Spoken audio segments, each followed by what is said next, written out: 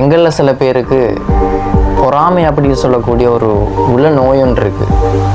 அது இங்கிலீஷில் ஜெலஸ் அப்படின்னு சொல்லி கால் பண்ணுவாங்க.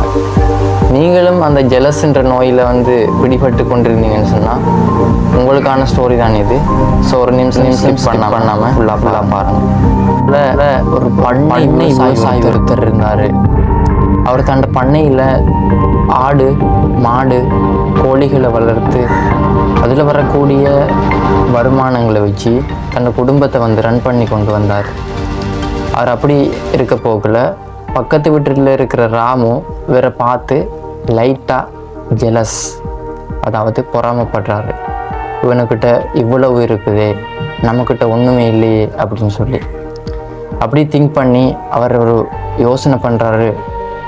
இவனை இப்படியே விட்டால் சரி வராது, இவன் இதிலேயே வளர்ந்து இவன் நாளைக்கு பெரிய ஆளாகக்கூடிய வாய்ப்பும் இருக்கிறது.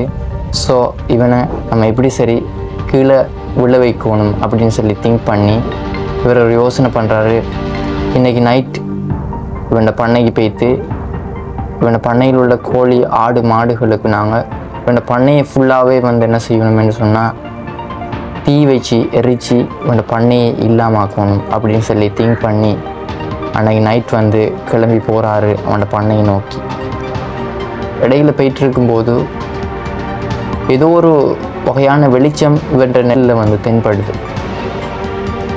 அந்த வெளிச்சத்தை பார்த்து திரும்பி பார்க்குறாரு.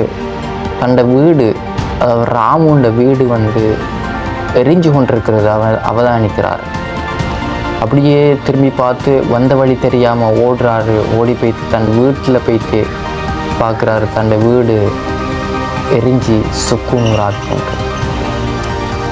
ஸோ நாங்கள் யாரை ஆழ்த்தி பார்க்கணும், இவன் வளரவே கூடாது அப்படின்னு நினைக்கிறோமோ அது திரும்பி வினையாகி எங்களுக்கே சேரும். அதைத்தான் சொல்லுவாங்க, தன்வினை தன்னை சுடும் அப்படின்னு சொல்லி. அழகான வசனம் இருக்கிறது, பொறாமையை தவிருங்கள்.